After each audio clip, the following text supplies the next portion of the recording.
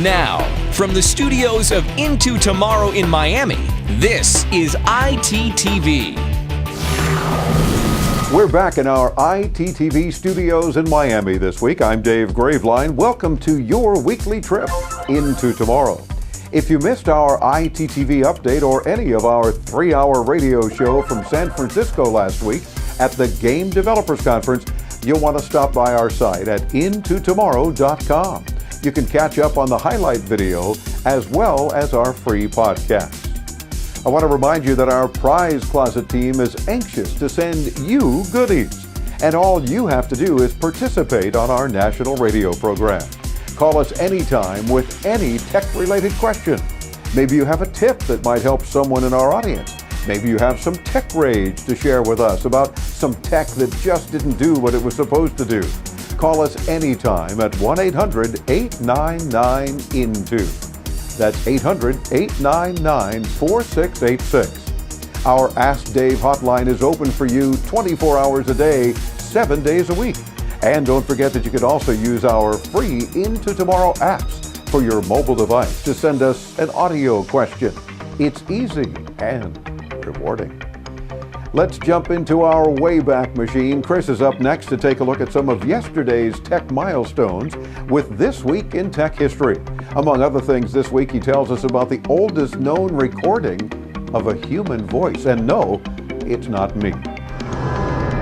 This week in 1860, the oldest known recording of an audible human voice was made on the phonograph machine by its French inventor. If you haven't checked out our radio show this week, you should. We play a little bit of the audio, and it's kind of cool. In 1959 this week, NASA announced the selection of the United States' first 7 astronauts, whom the news media quickly dubbed the Mercury 7.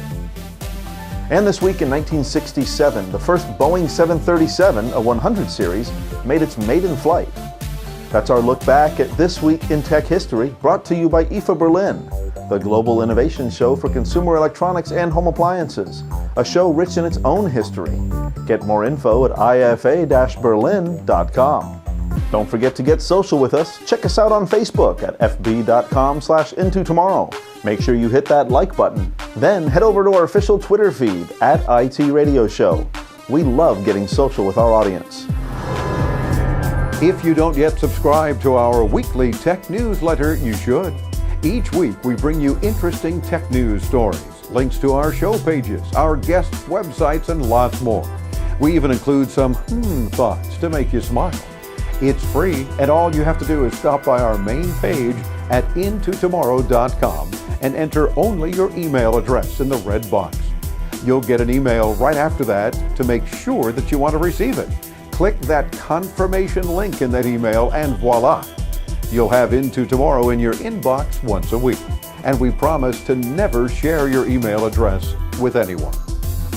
A lot of people these days are dropping their traditional home phone lines in favor of VoIP, or Voice over Internet Protocol, and of course digital phone service. Well, we've talked about VoIP for years on our radio broadcasts. Chris is back to share his thoughts on one of the services that he's been using lately. I've long been a fan of VoIP technology. In fact, I haven't had a traditional landline in my home for about 5 years. I had moved to digital voice with my cable provider, which uses that VoIP technology. I think the days of plugging a phone into that wall jack in your kitchen are about numbered. In fact, as long as you have a broadband internet connection at home, there's really no need for a traditional landline anymore. With a solid internet connection, you can get reliable service from a VoIP line, and there are a lot of them available from companies like Magic Jack, Vonage, NetTalk, and Ooma. I had used Vonage in the past and was pretty happy with it, but I wanted to try something new, so I recently checked out the Ooma service. I started with the Ooma Telo device, which sells for about $150. Once you plug the device into your broadband internet connection and power it up, you log on to their site to start the activation process. You can select a phone number from a list they give you and then even transfer your existing number to your Ooma account. That's what I did. It cost me $40 to transfer my old number, and I thought it was worth it, since a lot of people already had that number, and I would personally rather spend $40 than have to give my new number out to a whole bunch of people. Once the box was activated, I plugged my existing phone into the Ooma Telo and started making calls. It does take some time to port your number over if you decide to do that, anywhere from a few days to a few weeks.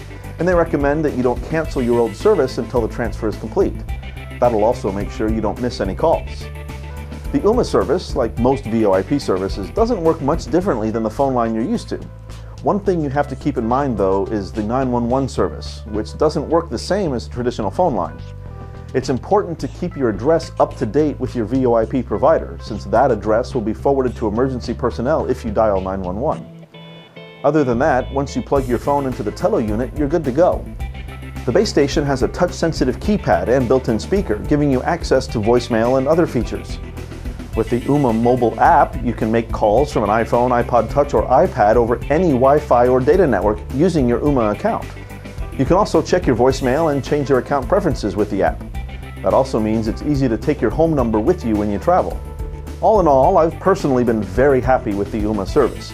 Of course, it helps that after you buy the Telo unit for about $150, the only fees you pay are taxes. My monthly phone bill is just under $4 a month, so how can I complain about that? What do you think of services like Ooma? Do you still use traditional phone service, landlines? We'd love to hear your thoughts and share them with our audience. Leave your comments below or call us anytime, 24/7, 1-800-899-INTO. And let us know what you think.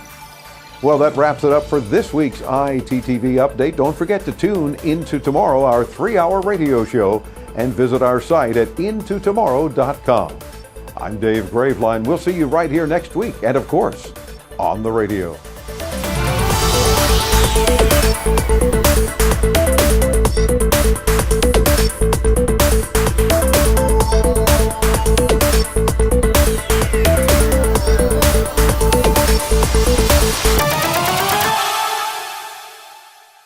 We're back at our that was just puberty.